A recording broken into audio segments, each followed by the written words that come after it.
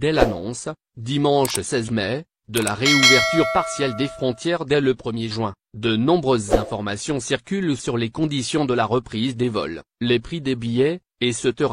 Dans les différentes pages et les nombreux groupes sur Facebook, des Algériens établis à l'étranger annoncent avoir acheté leurs billets pour des départs prévus dans les semaines à venir, avec les différentes compagnies aériennes qui desservent habituellement l'Algérie. Gare aux déceptions sur Internet, les compagnies aériennes, y compris Air Algérie, mettent en vente des billets d'avion pour des vols réguliers et non spéciaux. La mise en vente de ces billets n'est pas une nouveauté. C'est une pratique qui n'a jamais cessé durant la crise sanitaire.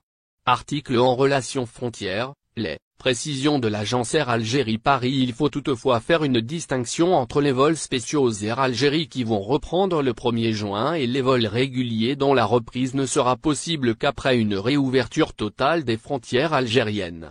Pour le moment, rien ne dit que les vols réguliers vont reprendre en juin prochain. Si les autorités n'ont pas encore dévoilé les détails de la réouverture des frontières, des sources bien informées révèlent que la reprise des vols prendra la forme d'une opération de rapatriement de la compagnie nationale Air Algérie à raison de 5 vols quotidiens vers 3 aéroports, Alger, Oran et Constantine. Article en Relations Frontières et reprise des vols avec l'Algérie. Transavia sceptique. On ignore pour le moment si les vols de rapatriement Air Algérie seront commercialisés sur Internet ou directement dans les agences après inscription sur la plateforme électronique dédiée comme cela avait été le cas lors de la dernière opération de rapatriement. Les conditions de vente des billets emportées par l'euphorie de l'annonce de la réouverture des frontières, certains s'aventurent et prennent le risque de se retrouver avec des billets qu'ils ne pourront pas utiliser à la date indiquée.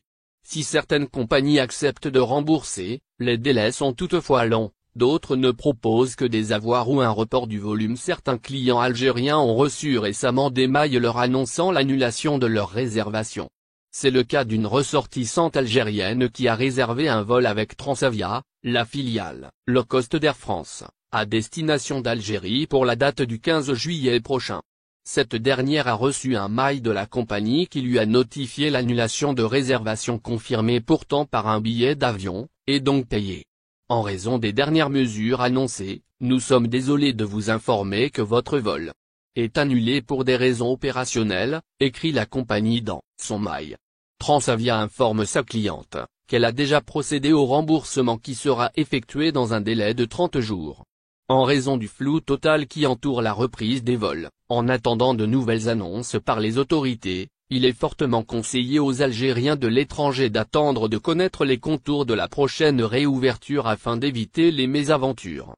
D'autant plus que, depuis le début de la crise du Covid-19, les compagnies aériennes en Europe, dont Air Algérie, ont une fâcheuse habitude de ne pas rembourser rapidement leurs clients en cas d'annulation. Au final, si vous avez aimé la vidéo, n'oubliez pas de vous abonner à la chaîne et d'appuyer sur la cloche pour recevoir nos actualités.